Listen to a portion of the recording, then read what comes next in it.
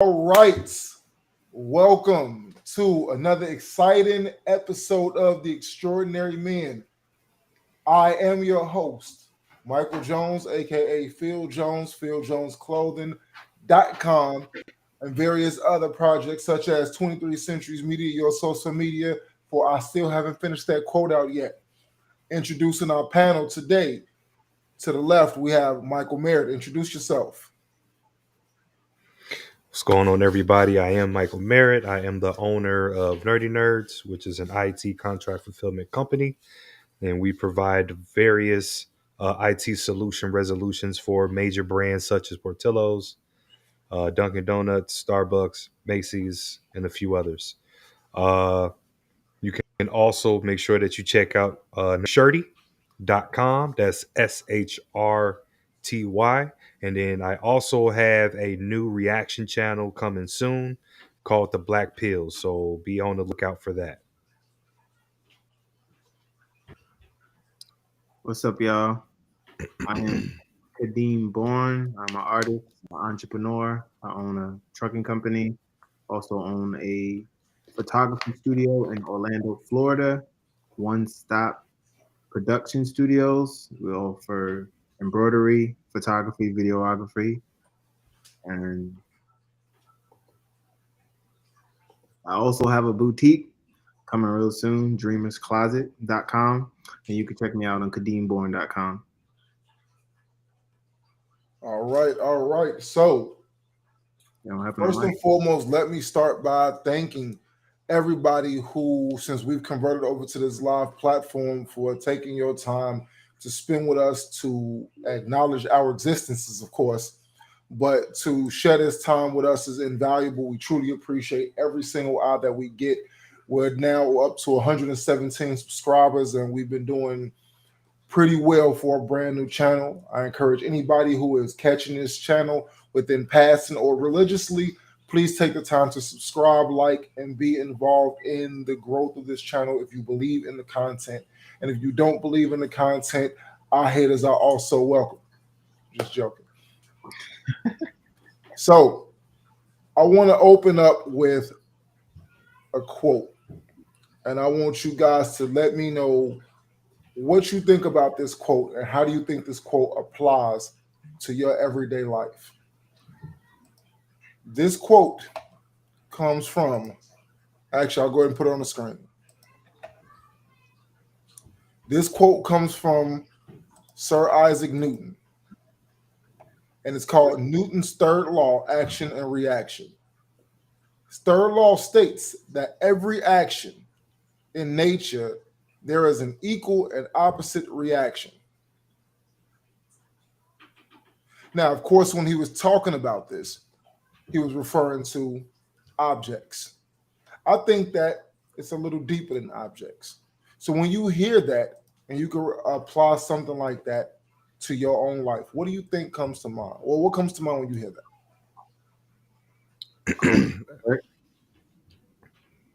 that? What you put in is what you get out. What you put in is what you deserve to get out.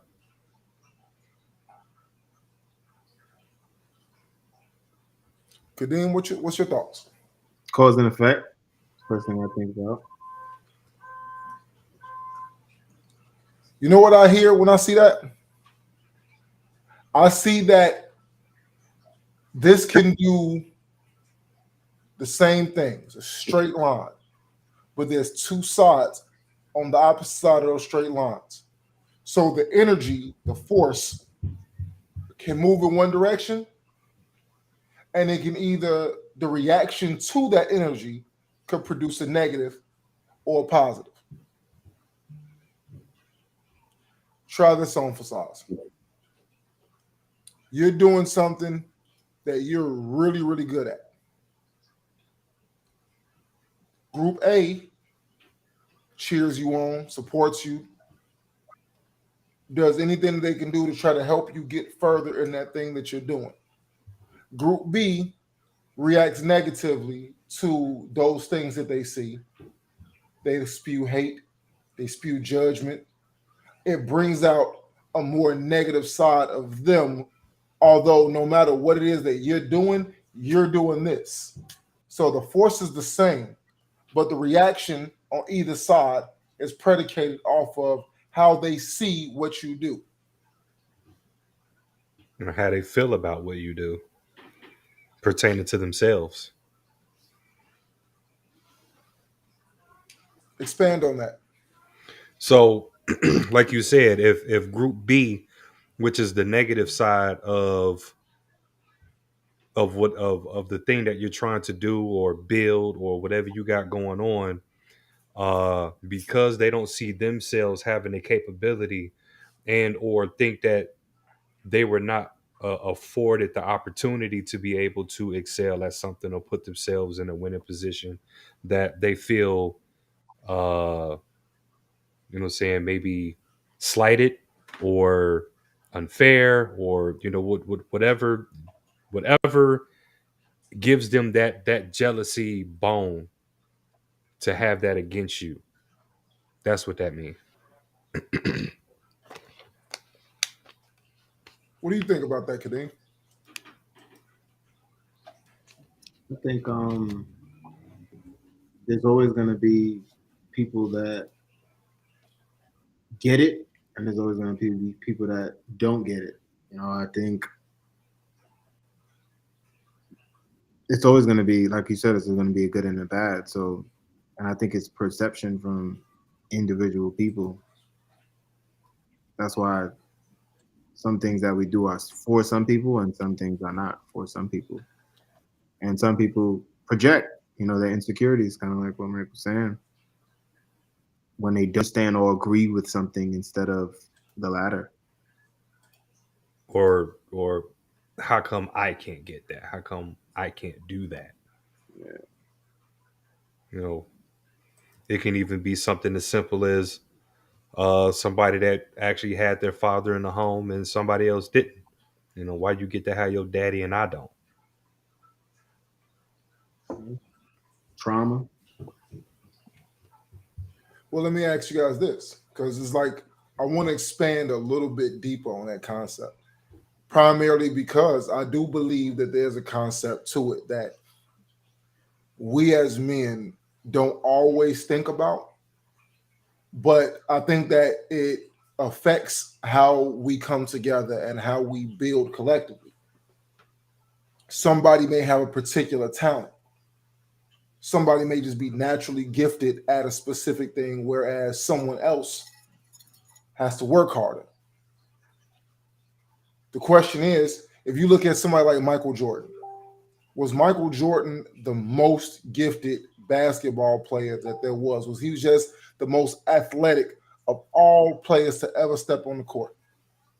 No. Or did he just work harder than everybody else? He outworked everybody.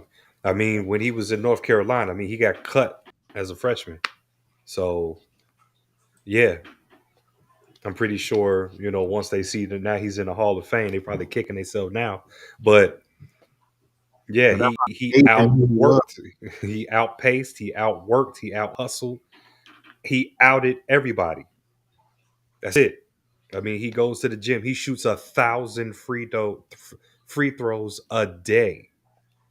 1,000 layups a day. Like, that is supreme dedication. That is extraordinary dedication.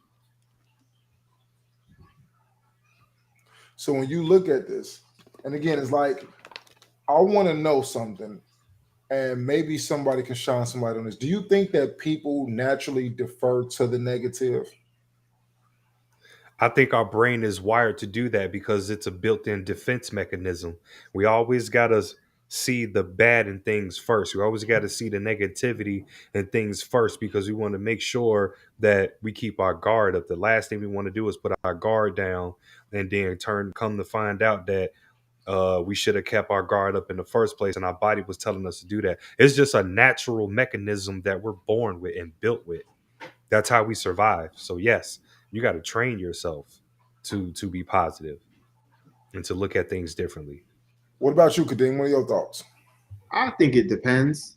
I think it depends on how you were raised. I think it depends on how you were taught to handle things or to look at things. I think it depends on that, in my opinion. Like, because there's some people that's just naturally optimistic. Like, but I do think it is true. You do have to work to not think about the latter because we are in control of our thoughts.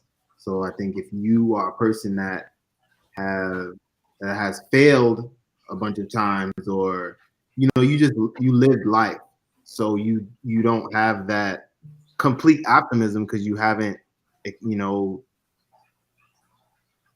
everything hasn't gone your way. So initially, it may be hard for sometimes for people to just out the gate be optimistic, and then for some people that haven't had too many downside of things, or too many experiences where things didn't go their way, they're just optimistic all the time. Like, hey, it's really people like that, and that's how I feel. So you think that is more so of a nature versus nurture thing, rather than it being that people just naturally negative or naturally positive, that they are more so your environment plays a big part? Or am I getting that right? Yeah, I don't think it's innate, but I think it's more or less how you were nurtured, to be honest with you, and your life experiences. So I like that. I like the contrast and ideas, because I know people who they are successful because they were groomed around successful people. So they always were able to just think about the upside. So they always found the concrete roads, or found the light at the end of the tunnel. Whereas other people were just ready to give up right out the gate. But then you also have some people that they have succeeded, but they have succeeded because the negative experiences that they had were the driving force for them to outpace and outwork everybody else. So there could be a negative and a positive with that. But then again, like we stated, we have two completely different outcomes that were driven by a force, which the force is success. But one person succeeded because the negative stimuli put them in a position to where I'm not going to have the same fate as everybody else. Whereas the positive stimuli could have been, you know what? Let's try it anyway. Let's do it anyway. Come on, that sounds like a great idea. Let's go that direction. Hey, you guys in? Oh, no, don't worry. I'll try it myself. So I think that's an interesting concept. And I don't think that we think a lot about where we lie, what we were told, what we were taught about society as a whole, and were there stigmas that affected our capabilities for the negative or the positive? So let me ask you guys, based on your own upbringing, do you feel that your parents or the people that you modeled yourself after, do you think that they drew more to the negative or to the positive overall? Definitely negative, but because they didn't understand. Like, I think with for speaking for my parents, they just knew what they knew. They didn't see like past that. Like, I think we have a clear, like, we was born in the internet era, so we were able to, like, everything that we got was like, it was like a zoomed out view of where we could actually take it, instead of what they seen and what their experience was. So it was definitely a pessimistic, point of view. Yeah, kind of. I'm kind of in agreement with that a little bit. Not so much. I don't think it's too much negative, because I think that our parents having having the knowledge that they had, and giving us what they could give to try to push us along, and build us up and coach us to become decent human beings.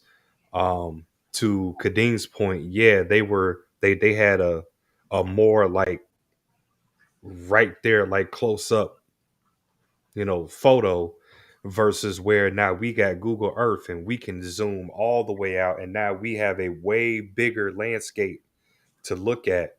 Um, so I mean, to me, I kind of think it's more positive, because of they try to instill, hard work, They tried to instill success, and they tried to instill, make sure that you can be all that you can be, utilize, gain knowledge, gain skills, and utilize it to better yourself as a man. So I didn't see too much negativity on my end. In my situation, I've never really seen a lot of people successful. So one of the biggest counteractions that I experienced was constantly finding stuff. And there was a lot of resentment that I had for people because I didn't understand success was what you saw on TV. Success is what you saw when you walked downtown. Success had a look, and the people where I grew up didn't possess that look. So when you look at certain like hood successes, I can clearly tell the difference between a 85 box Chevy or a older Cadillac or older Monte Carlo sitting on rims and paint versus a Mercedes or a BMW.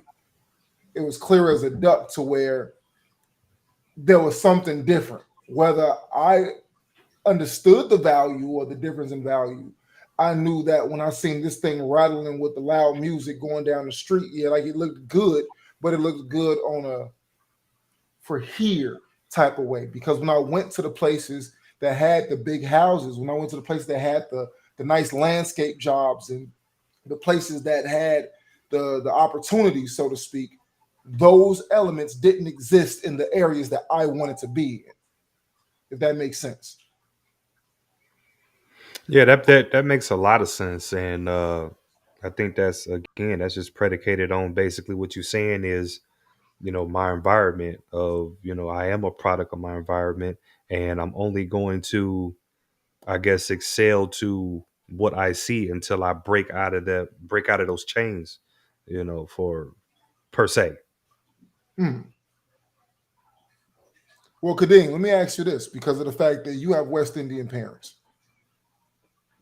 A lot of people who they come from Caribbean or outside, we'll just say outside of the United States for the most part, because we can't just lump everybody in together. But one thing I do know specifically about a lot of West Indian parents is they're very traditional in the way that they think and the way that they do. It's kind of like you find your thing, you do that, you retire, and you go about your life. And the thought process of expanding was coming to America. The idea of the streets being paved with gold and the land that could be you, that was the big move. So once you got here, everything else was play it safe. Would you say that that tied a lot into your upbringing, or you had or that makes sense as far as kind of how you were raised, or were they different than that traditional view of West Indian parents? Nah, I think it was that. It was, and of course, being older now, you can understand that perspective because when we're born here, we're privileged. Like we should appreciate it so much because I don't know what it's like to be born in a third world country. So yeah, they come out here, work. You go to work. You get up. You go to school. You get the good job. You get a job with good pension, and you stick it through. You retire. You get a good pension. That's definitely the way I was raised. And just to double back to what Mike said, it definitely did instill the hard working element, the consistency, the discipline, like but past that, it wasn't like like how we think, like we trying to be millionaires, we're trying to touch M's, trying to it's more accessible now, so they couldn't see that, so it was definitely very traditional, but I was the one that I seen that because I wanted it, but it was like they didn't know, they could see that part of it. So I definitely, it definitely was traditional, definitely. Yeah, So my I see where you coming from with that aspect of it, and you are right. And I can definitely attest to, the our parents today. They because they didn't have access to the internet. It wasn't easily and readily available. Uh, computers were slowly becoming a thing. Then they were already grown, so trying to jump in and learn all this new technology and really delve deep into it. It's such a huge, learning curve for them. So yeah, I did grow up with the more traditional, get good grades, get a good job, get the 401k, that rat race mentality, the steel mill factory worker mentality, and like I grew up with that. So, but I get what you're saying. You're right. And that's the reason why I brought it up, is because when you really take the time to think about what you were given, true indeed, people can only give you what they had. But there's a part that I don't think we even take the time to ask our parents. Did you desire more? What were your dreams? And what stopped you from getting them? Or did you accomplish your dream? So if somebody who was coming to America for the first time and their thought process said, I made it. Now I can have my family and I can give them every statistical advantage that I couldn't get back in my homeland, versus somebody who was native to this land, who you should already know that it's available.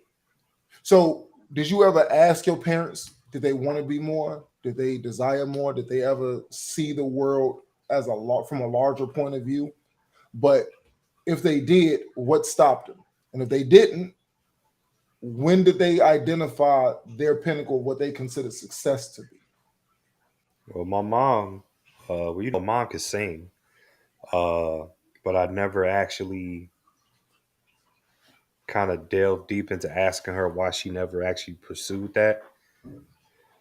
But dad, I mean, he's still doing his thing today. He still runs his own company today. I mean, he had a big construction company, had the dump trucks, and he had all that. I mean, I don't know, like what was I guess the slowdown or the breaking point or anything like that. But I do know having kids, pretty sure plays a big part in that, or had played a big part in that.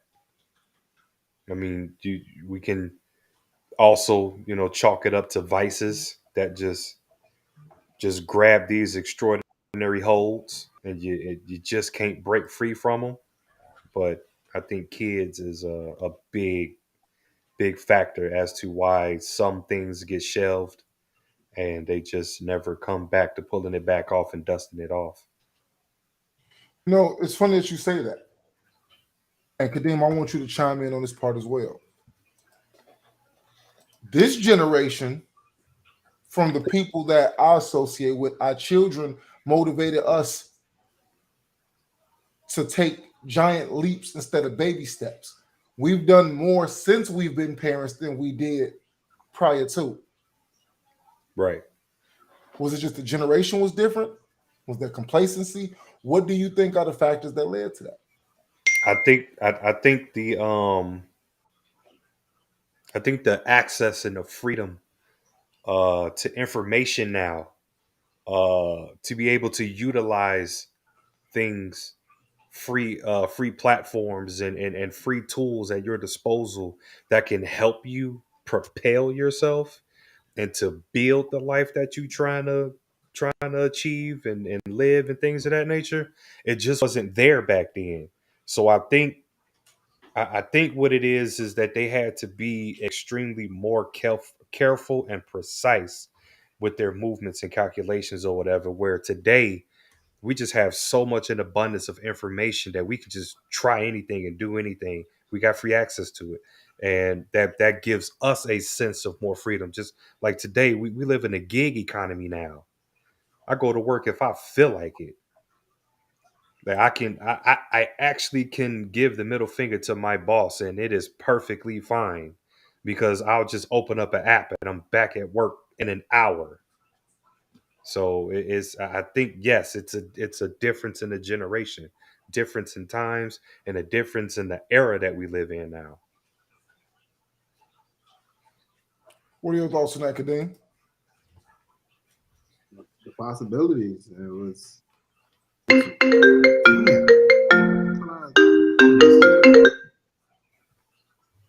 still coming through. That always happens right at the sweet spot, don't it? I gotta let me turn this off right quick because it's still coming through. Give me a second. But what I was saying was the possibilities, like the possibilities that we have now, like it allows us, and we have seen so many examples of people that still went after what they wanted and had kids. Of course, the percentage, what it wasn't that seen. Like we didn't have the platforms that we have now where people can actually tell you what they did, and they had kids to go after their dreams. So dreams was just that. It was dreams. Responsibilities took the forefront because that's what they seen. Their parents showed them that, like, I'm going to take care of you. I'm going to get up every day. You're my responsibility.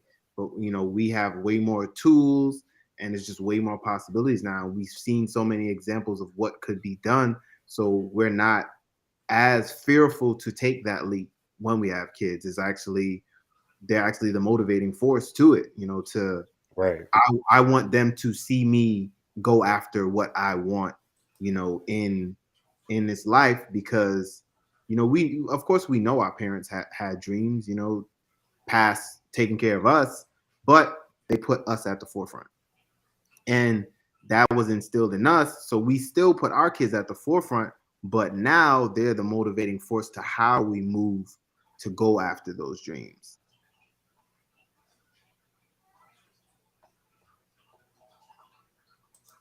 It's definitely a good perspective. Now I want to deviate a little bit because we're still slightly in holiday season, and there was a conversation that was had, and Midas, you were talking about that you and Marvin were having this conversation in regard to like holiday spending and the expectation. I kind of want to delve a little bit into that because I think that it ties into our energy conversation a little bit. Do you want to elaborate on the tenets of that conversation? Yeah, so the conversation was talking about like the different stresses uh and responsibility and expectations that as a man you have to live up to and try to meet or exceed these particular expectations when it comes to the holiday season. Gifts, visiting family.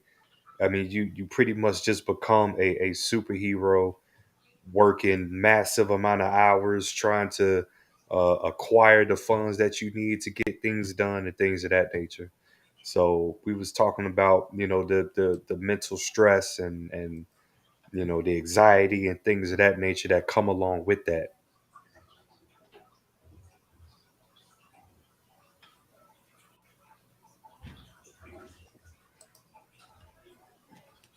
Kadeem, what you think about that? I think it's well and alive, but for me this year, I put my goals before that. Normally I would go above and beyond and everybody gets some, but I realized, that sometimes it's okay to say, what, it's for the kids, and when I'm in that position to actually be, take on that load, then I'll do that. But this year I was like, what, I'm gonna give myself some grace. I'm gonna take care of the kids, and that's it. Like, I'm not going to overextend myself this year because I have goals that I want to reach, and I'm not going to allow this to put me behind. So I didn't take on any of that stress, this year as I normally would. So I do want to enter the year a little different, but I do think a lot of people do it. A lot of people do it. I think that a lot of men are pushed into having to do that because they feel that they have to, I guess, portray themselves in a certain way, I guess, with either their significant other or to their kids to show them that yes, I can be that provider, protector, and all that jazz that come along with that.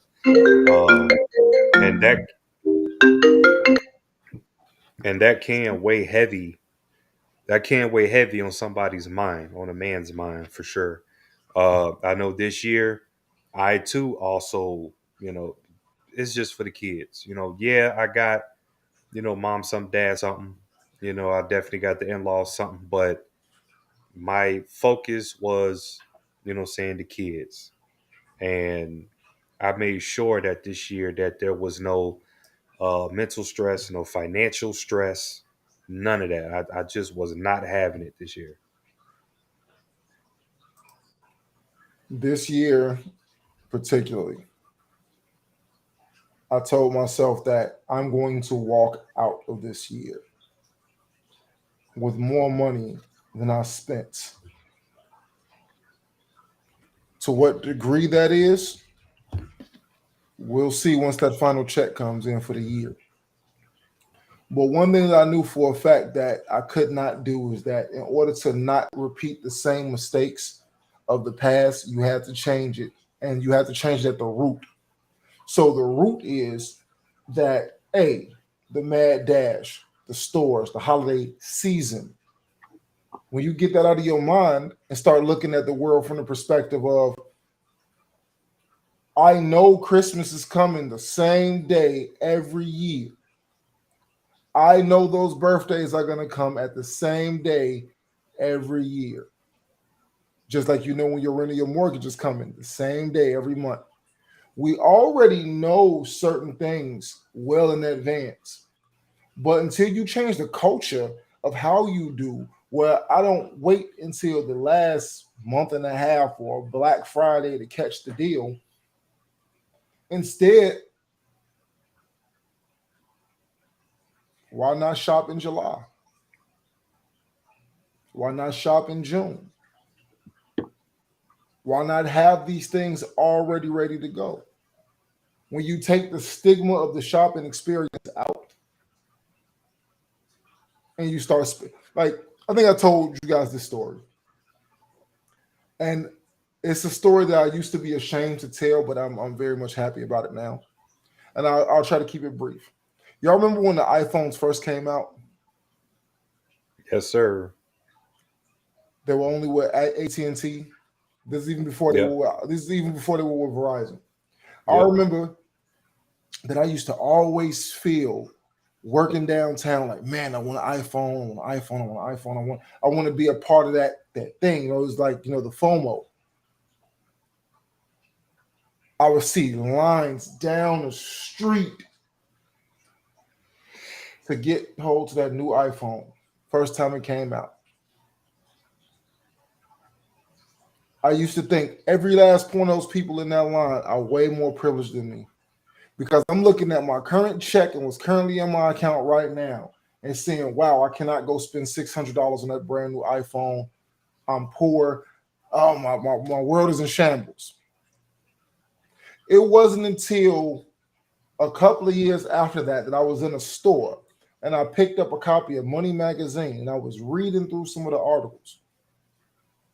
And somebody was talking about how they saved $25 out of every one of their checks from the time they knew the new iPhone was coming out. And that's how they were able to pay for it.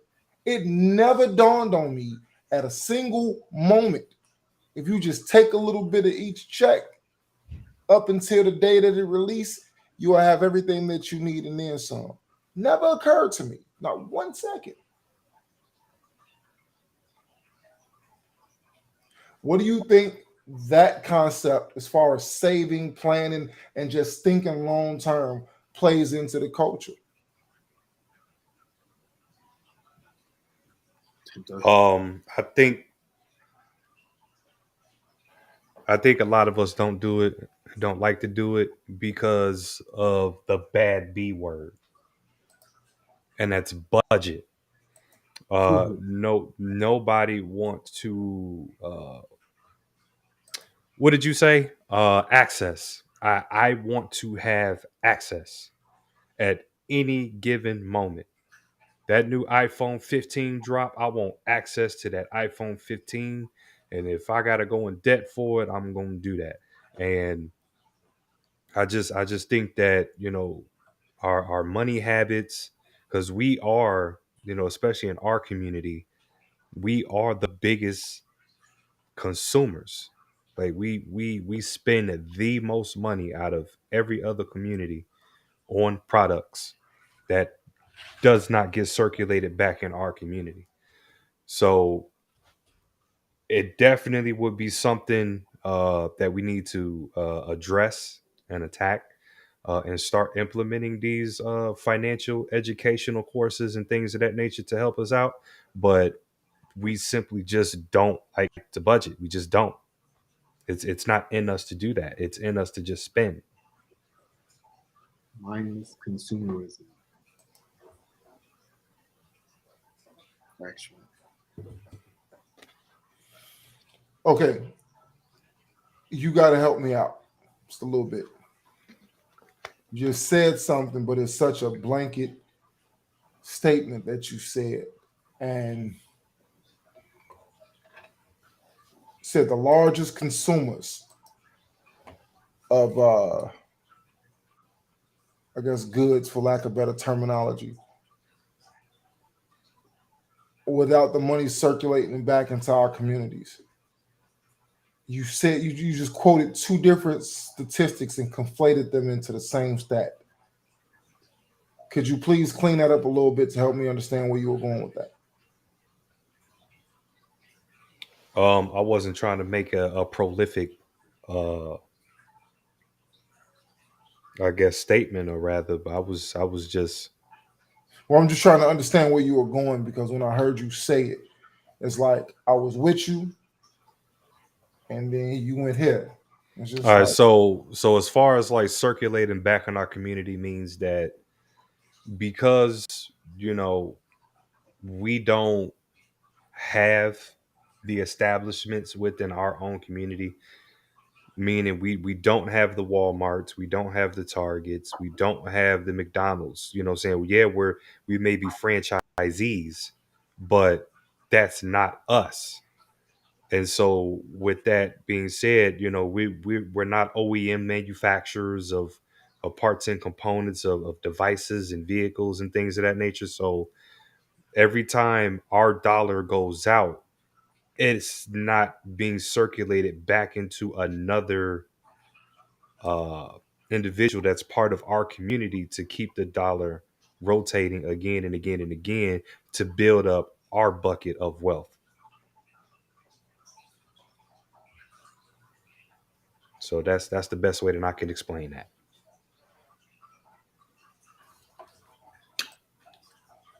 Kadeem, your thoughts on that? I think it's very true. I think we are in the era of instant gratification. So it's hard to say no and get it down the line, because then you're late. You know, we live in it's like trend culture. You know, I agree 100%, you know, with what Mike said, but you know, just doubling back to the budget thing, I think that's where it begins. Like, we want it now, like, gotta have it now.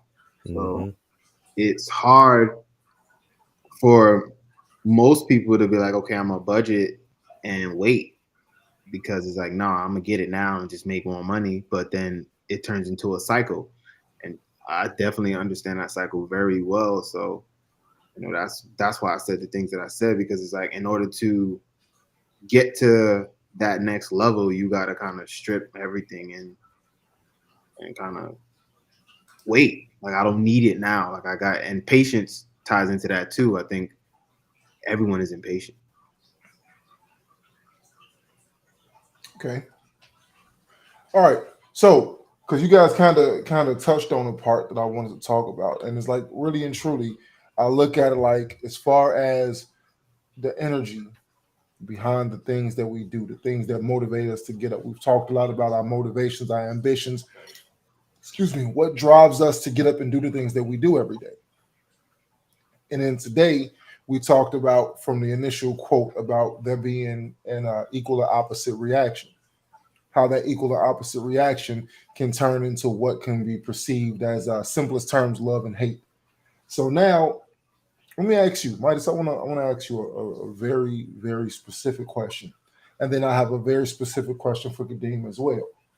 Specific question for Mike is this: when you look at the concept of instant gratification and what we in our generation transitioning from the cell phone era, from the, I guess you could say the late pager, two-way pager to the cell phone era, transitioning from before there were tablets and laptops, back when having a desktop was a big thing. We that generation that we were in, we saw a lot of innovation. Do you think that in our particular generation that we are more spoiled now, or do you think that we, by and large, and again, it's just a generalization, do you think that we're more spoiled now because we have seen the advancements and experienced the advancements, or do you think that we are lazier now because we've adapted to the advancements? That's really a tough one because, and that's crazy that you asked me that question, because I was, thinking about this earlier about how I want to say that, the technology has definitely advanced us for sure, but I don't think it necessarily made us more lazy. I kind of think that it just made us, more intuitive and more innovative. Like, because back then you coming from an era where you had to use your hands, like it was more labor force driven, and today it's more intellectually driven. uh and I honestly kind of feel what caused this push, or this technological push, was, look at it like this: to the way that society was supposed to be designed and ran was, again, your Walmarts, your Targets, your Taco Bells, your whatever, these mid-level jobs.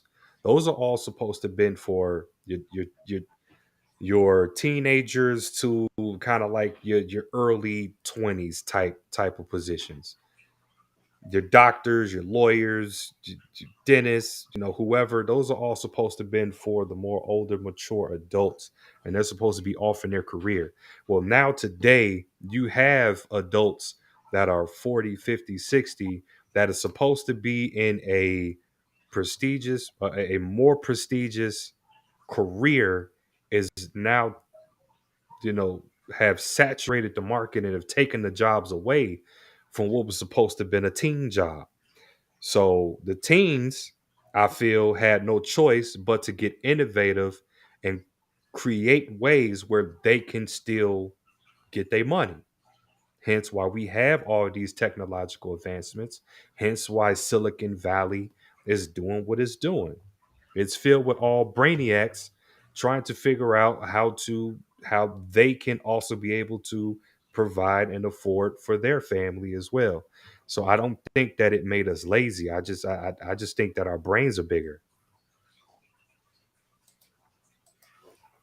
So, Kadeem, you will qualify statistically as a younger millennial. Your thought process from the time that I've known you is that you are extremely, I guess you would say you identify as a creative, true? Yeah. When it comes down to being a creative, you utilizing the terminology, a great deal of your opportunities that you've cultivated have been a lot less about how hard you can work, but a lot more about how creative you can be and make that work for you. Do you think that that's indicative of the generational gap between yourself and the previous generation? Or do you think that it was kind of your group that ushered in the I'll figure out my own way you guys can keep that? I think it's a branch off, because it's nothing but innovation. Being creative is just innovation. So it's like not just being creative like in arts, it's just being creative in business. Like, so I think it came off the back of the last generation and was innovated, because we wanted a little more, and we had to be creative because we moved into a more efficient, innovative, world. So it's like, how can I recreate this? Because now what we see is we see the same thing. We see the same thing every day. It's just a different creative thought, but it's the same thing packaged differently or packaged from that particular person. So I definitely think it was it came off the back of the last generation for sure. I think we just innovated it, like, and it's still innovating like constantly. So one thing that I do like is the fact that you guys, the emphasis on the creation as far as the creating opportunities. Obviously, like Mike mentioned earlier, he can just go into an app and go pick up another job. He doesn't have to deal with an abusive boss. He doesn't have to go and punch somebody's clock. He can go in, he can go find it. He can decide, hey, I'm going to take this job or I'm not going to take this job. Hey, I don't really like the way that this guy operates, or I don't like the way that this situation is, or I don't think that these are safe work conditions. I'm going to turn down this job and pass on to the next person, pass me the next job on the list.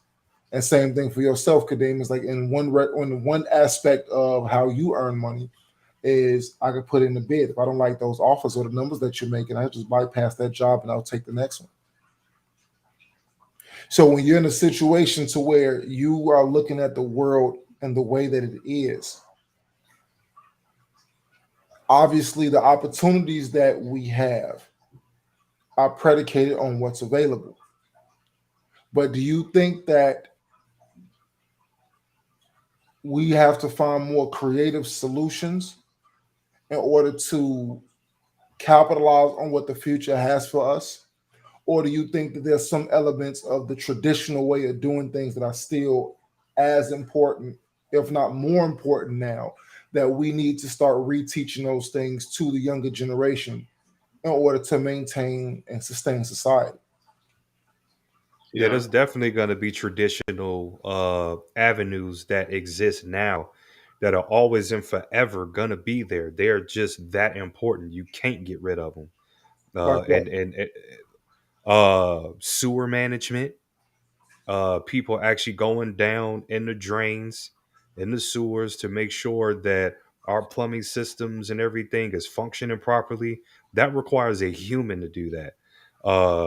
Police force, yeah, they can implement, they got the dog, they got the robot dog out there now and all that, but it's still going to require a human touch to be able to handle certain situations. Like a robot, you can't. I don't think a robot is going to be able to talk somebody off a ledge. It's just not going to happen. That person up there knows there's no emotional value instilled within a robot trying to talk to me to get off the ledge. It's just not going to happen. Uh, being a chef, yeah, they coming out with these robots that can flip burgers and all that, but man, to have a perfectly seared steak or that perfectly poached whatever, that just requires a human touch. Doctors, you know, heart surgery, brain surgery, just putting in stitches, whatever. Like those are very delicate things and maneuvers that need to take place, and it just requires a highly extreme skilled hand, a steady hand, to be able to do these particular things, and it can only come from a human. So yeah, we're still gonna have traditional means that are gonna be extraordinarily, valuable moving into the future. But on the flip side of that coin, yeah, there are still gonna be innovations that are going to start, dominating industries. We're using technology in almost every single industry now. Kadeem is in the trucking business. He can just jump on a load board and get a load just like that right now as we speak. So yeah, the technology is definitely there, and it's always going to be there. It's just going to get better. But there's just some aspects of society that you just cannot get rid of. Because if that was the case, you know, a lot of these companies now, they do have the self checkout systems and things of that nature, uh, but they still got lanes to have an actual human interaction take place within these particular cash out areas. So it ain't completely finna just go away. They want us to use the machines more, but if it get way too busy, we need a human to jump in. So that's my take on that. Kadeem? I think the traditional ways, and when you say traditional, the traditional ways, you mean like careers, or like the characteristics of what it takes to get something accomplished, or the characteristics that have to be in us when you say traditional, or you mean just general? When I speak on the concept of traditional, I'm thinking along the lines of there was a way that we used to do things, right? Let's just take something simple like you going to go and make up your bed. There's a fitted sheet, maybe a cover sheet, duvet, whatever, blanket, pillowcases. That on the most simple scale is something that has not changed in 100 years. There may be more advancement in the type of cotton, maybe more advancement in how long they last, and the variety, the brand. But the innovation of the sheet since its invention has not been replaced by something else. Mm-hmm. See what I'm saying? Yeah. So when I talk about the traditional way of doing things, you can apply the traditional way of doing things to almost any industry. I work for the Postal Service. I'll give you two sides of that coin. In the plant facility, with the way that I think I can downsize the entire plant by 80% and increase production by 80%, guaranteed, just using AI technology. All I need is about 5 engineers per shift, couple of mail handlers, and I can do more work with probably 20 people per tour than I can get done with 400 people in the building. Simple. Accuracy out the woodwork by eliminating human error. On the flip side, you haven't shown me a single robot or AI technology that can go door to door and deliver that mail. You can show me advancements in scanning techniques. You can show me an AI plane or what do you call it, a drone or something that can go and drop stuff here, there. But to get out and go door to door, unlock lock boxes and accurately pitch mail in every single address in America, don't see AI taking away that job anytime soon.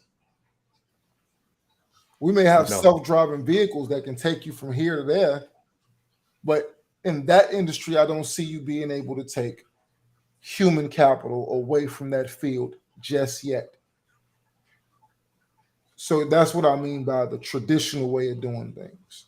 There's some things that I believe that we can easily wipe the slate clean. And there's some things that I believe that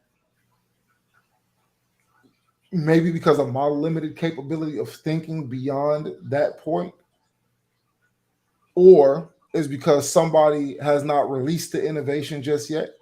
Tesla still does not have a fully functional self-driving car without human intervention. So, what are your thoughts as far as that is concerned? I think tradition has to be the foundation to most things, because at the end of the day, it was built. It was built by men, and it just requires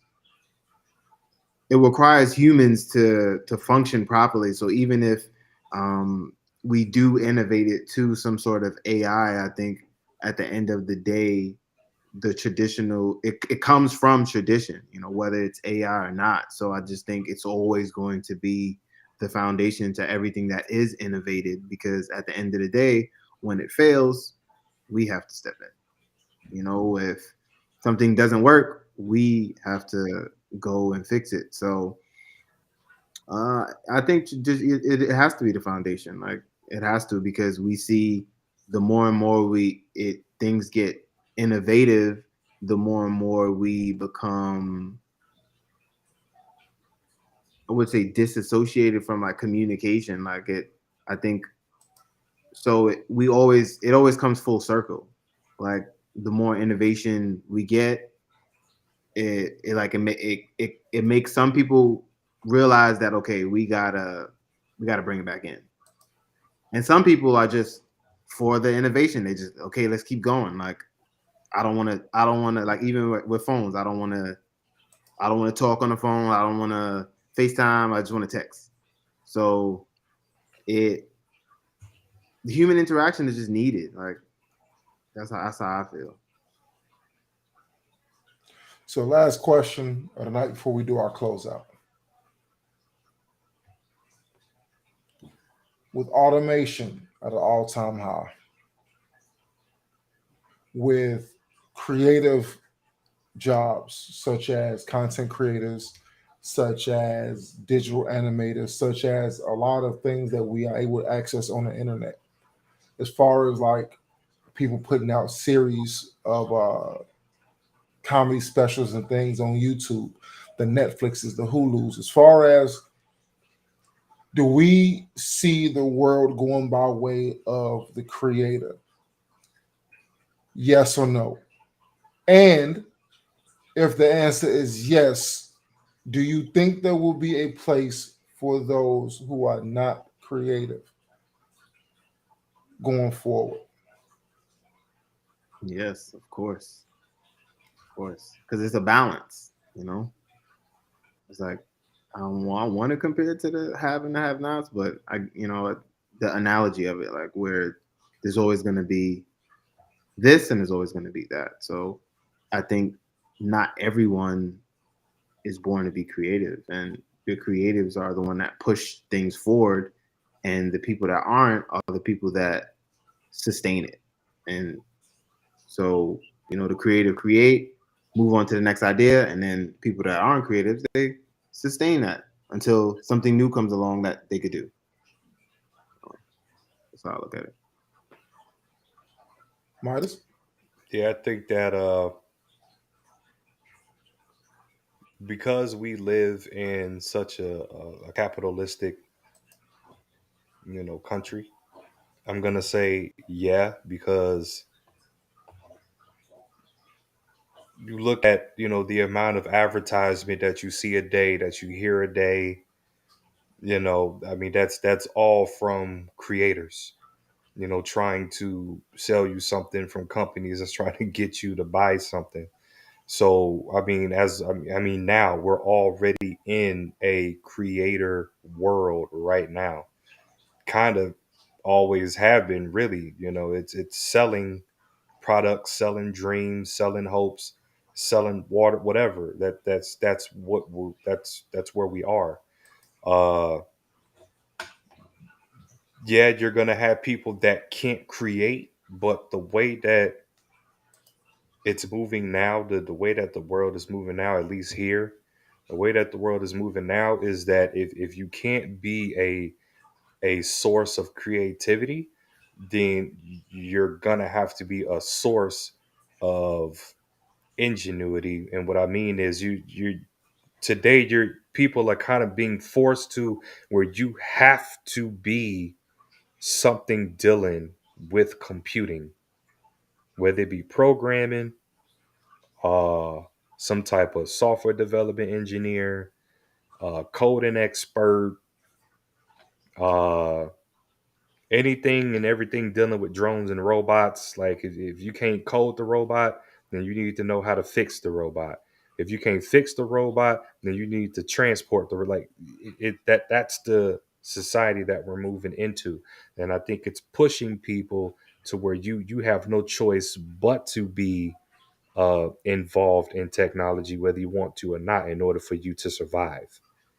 Uh, Either you're going to be a creator, because then these major companies are going to use your platform and your outlet to try to, sponsor you to sell their product, or you need to be the person on the opposite end that knows how to design and create and fix and build that product.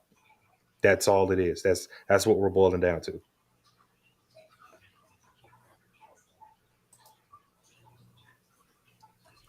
All right, so gentlemen, last thing we're going to do today, prior to our closeout, is that I want to hear, number one, your brief recap of what you guys got from today. And two-parter, A and B, what would you say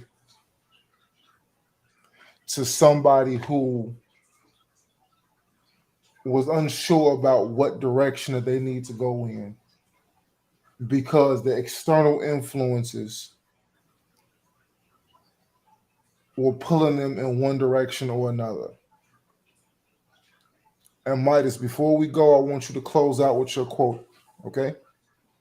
Yep. Go ahead. Whoever wants to go first. So the first part, what I learned today was really, digging deep and understanding, uh, or utilizing the environment that you grew up in, and being able to take that and mold that and flip it into something else that's going to help you along your journey.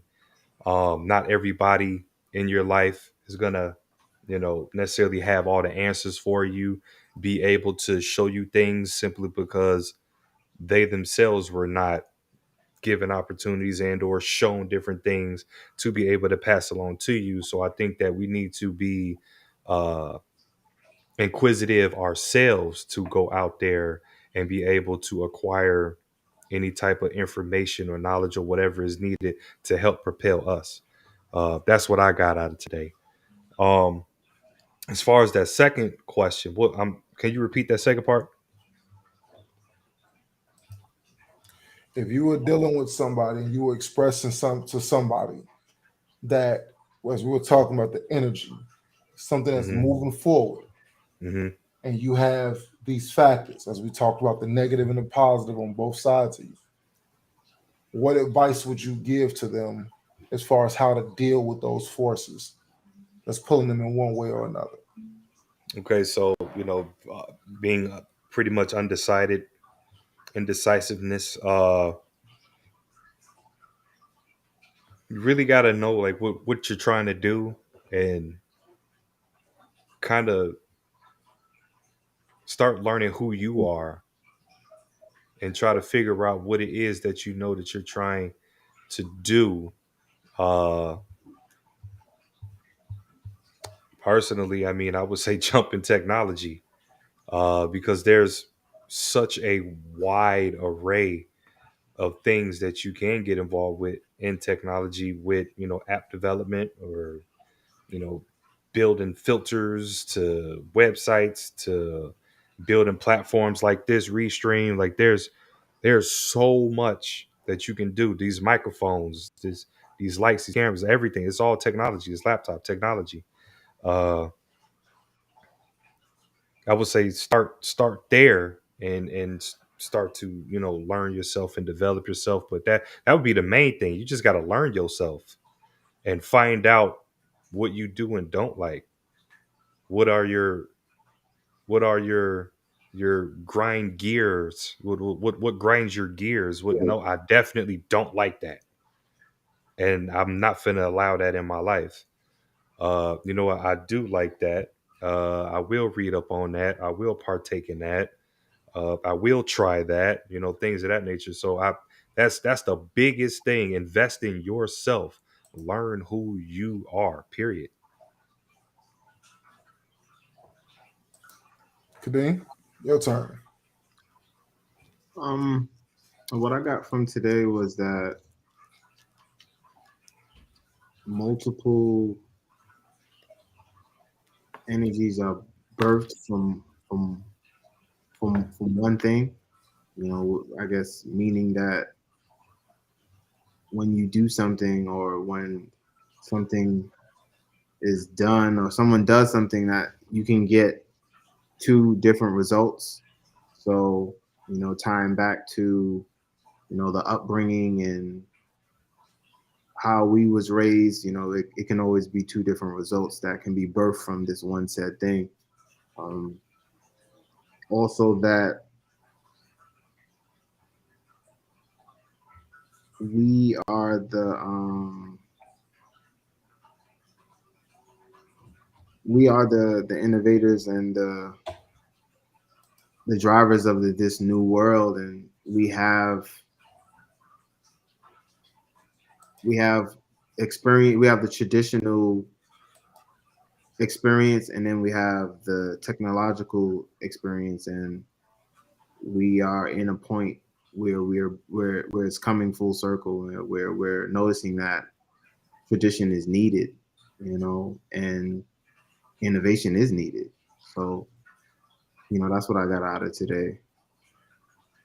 And in regards to the second part, I would say that sometimes it's good to just shut it down, like shut down everything, shut down the noise, and,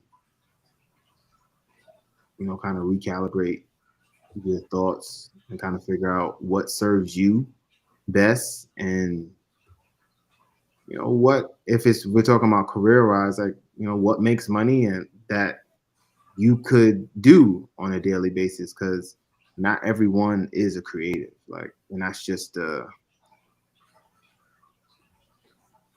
honest truth. So some people have to kind of figure out what moves them, you know, kind of like what Mike said, you gotta learn yourself, and, you know, what serves you, what is something that you can do that serves you, that's not an outer influence, because most of the things that we do was influence from someone else, whether it be our parents, a friend, or something we heard, and it turns out that that's not what we like. So I think sometimes it's good to just completely shut down and recalibrate everything. And, you know, even if it's once a month, like, or, but I do think shutting down is very, very important. Shutting all outer influences out, because we're getting so much so fast that sometimes it's an overload, and our own thoughts aren't even our own thoughts. So that's my take on that. Yeah, that overload that you mentioned, that is definitely a real thing, because I have caught myself or have brought myself to turning off YouTube for weeks at a time, turning off, you know, my audiobooks, you know, weeks at a time, because it's just so much information, and it's readily accessible for you to just consume it all. It's just there. So yeah, I would say, you know, definitely, you know, be open minded, take in a lot of information that you come across, and then figure out, you know, what they call in editing, trim it, like trim down, like Process. what parts of that you feel could benefit you and serves an actual true purpose in your life along your walk and your journey. Because I don't agree with every single thing Andrew Tate says. I didn't agree with everything Kevin Samuel said. Some people I took piece here, piece there. Nope, trash that. Okay, I like that, like that. Nope, don't like that, trash that. You know, that's how you got to operate. Discernment. What I pretty much got and what I learned from this, just development of the content and then from the feedback received on it, is that sometimes you have to know when you are the energy. And sometimes you'll allow yourself to get derailed from being the energy because you're allowing people's responses to the energy that you create to dictate whether you go or come. Case in point, you never hear criticism of anything when you're not doing anything. But when you're doing something, is when the opinions come. Oh, if you did it like this, if you do it this way, or I wouldn't do that if I was you. You never can hear that criticism when you're standing still. It only exists when you are creating the energy. So either your energy that you are creating is motivating someone, or it's reminding them of everything that they're not doing.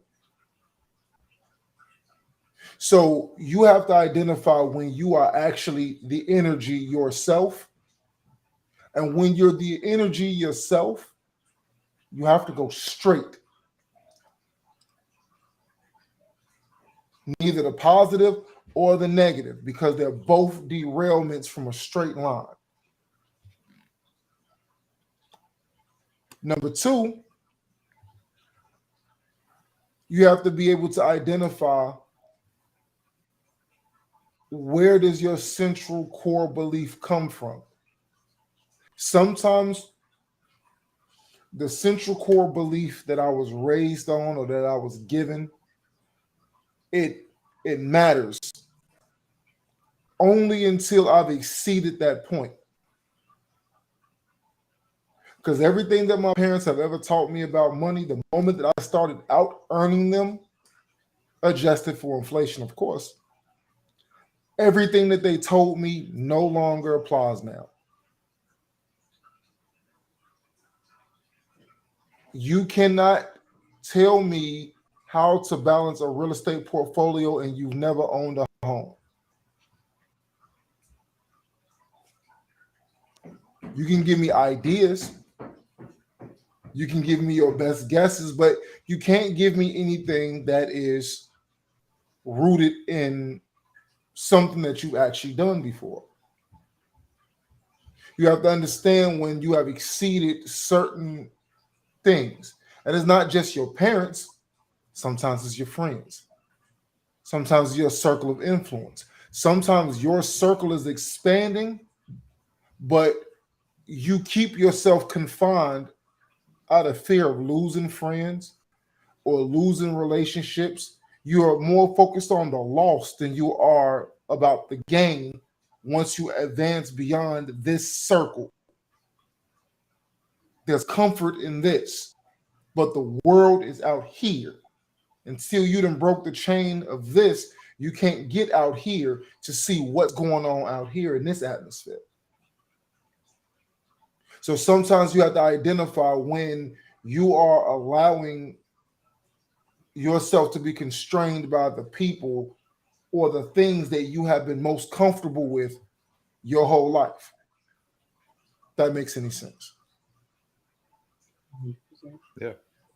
And with that, I want to lead into, or I want to close out with a quote that I believe is actually excellent for the topic. Go ahead, Mike.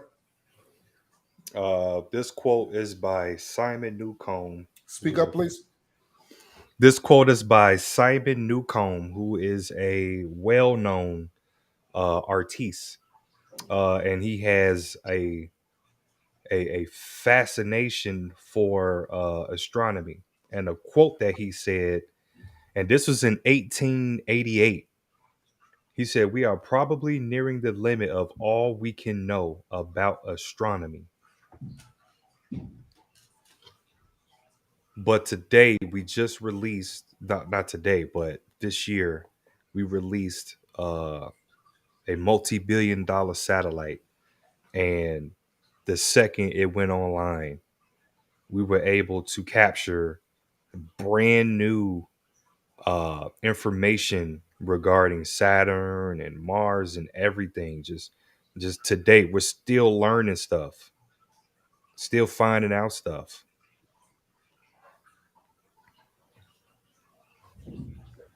Now bring that home and tie that into how that pertains to what we're doing and your analysis on how that quote applies to everyday life. So that quote applies to everyday life because a real good example would be how I started in my business journey with only doing, cell phones, tablets, computer repair, things of that nature. And I thought like that was it. Like I was just going to be able to, make a good living and be able to, conduct whatever it is that I'm trying to do with my life just based off that. And that was my limit until, I started, researching and gaining more skills and knowledge and expanded into doing more and learning more and just doing more. And I think that when it comes to us as individuals, that we need to understand that you can always have more, you can always get more, you can always do more, and you're not limited to what you have now or where you're at and things of that nature. There's always an abundance more. We need to get out of that scarcity mindset or this is it mindset.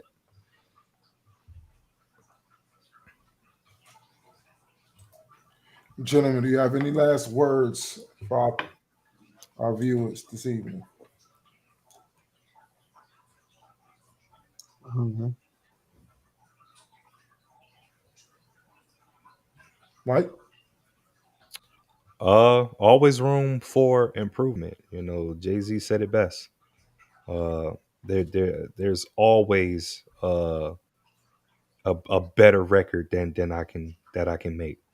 There's always a better lyric that I can say. There's always something new that I can learn today. And there's always going to be an innovation that I can utilize that's going to help propel me in what I'm trying to do and where I'm trying to go. Yes. They can say we are more than our understanding. Well, that, you guys, that wraps it up for us. Episode 5 of the Extraordinary Man Podcast. Thank you guys for tuning in. And as always, like, subscribe, share, and let's talk about it. Peace.